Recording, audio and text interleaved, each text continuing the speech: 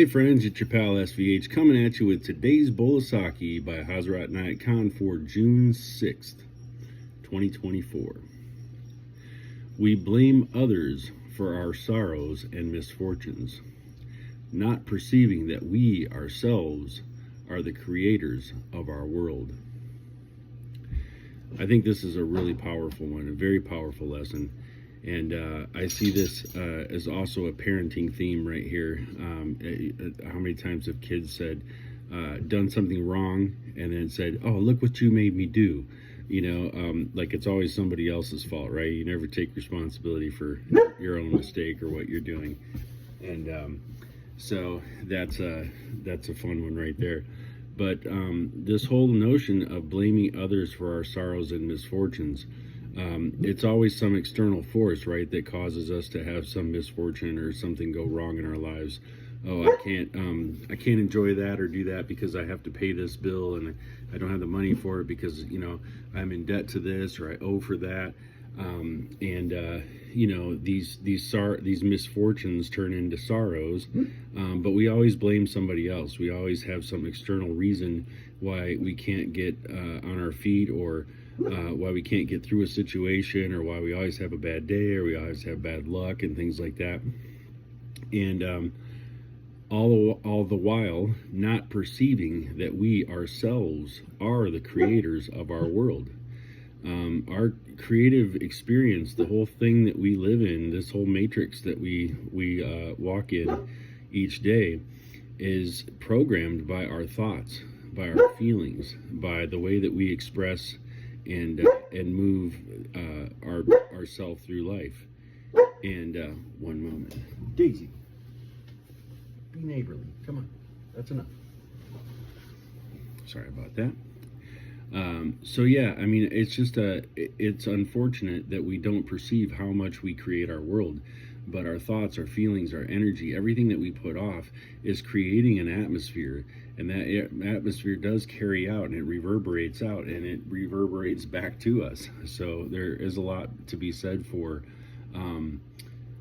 the thoughts and the feelings that we have, and how we put our emotions into our daily life, whether we do it positively or negatively, right? So that's the big part why we always blame others for our sorrows and misfortunes, because we just don't perceive that we're creating our own world. But once you turn your mind onto that perspective, then it becomes a very powerful tool for living and growing, in life, right?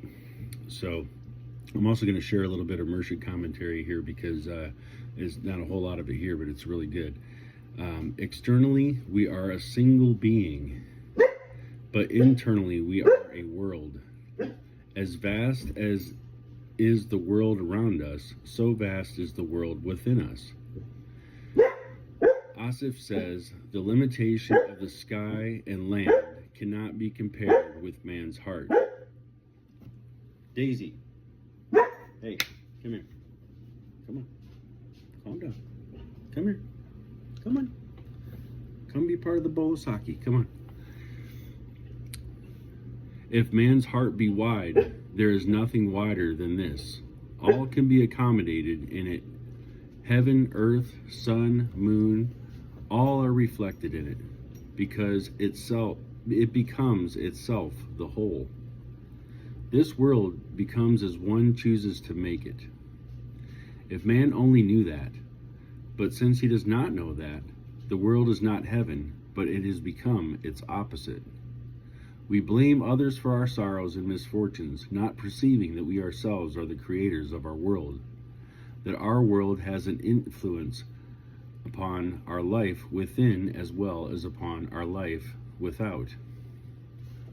One learns to understand that there is a world in one's self, that in one's mind there is a source of happiness and unhappiness, the source of health and illness, the source of light and darkness, and that it can be awakened either mechanically or at will, if only one knew how to do it. Then one does not blame his ill fortune nor complain of his fellow man. He becomes more tolerant, more joyful, and more loving towards his neighbor. because he knows the cause of every thought and action, and he sees it all as the effect of a certain cause. So, yeah, a lot of powerful little tidbits in here. That in one's mind there is a source of happiness and unhappiness, the source of health and illness, light and darkness. And that can be awakened either mechanically at will, if you know how to do it.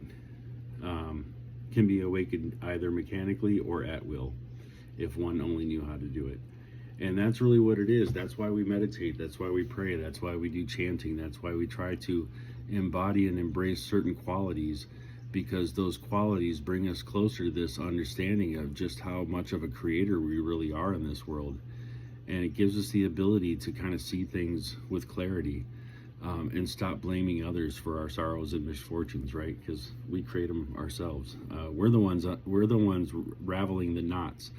I'll end with this. My guide Tasneem told a really great story. One of the first classes that I ever went to, about how we're always tying these mental knots, always creating these little knots, and then the work of the practices is to untie those knots, so that it's a straight thread to the divine, that divine thread that connects our heart with the divine.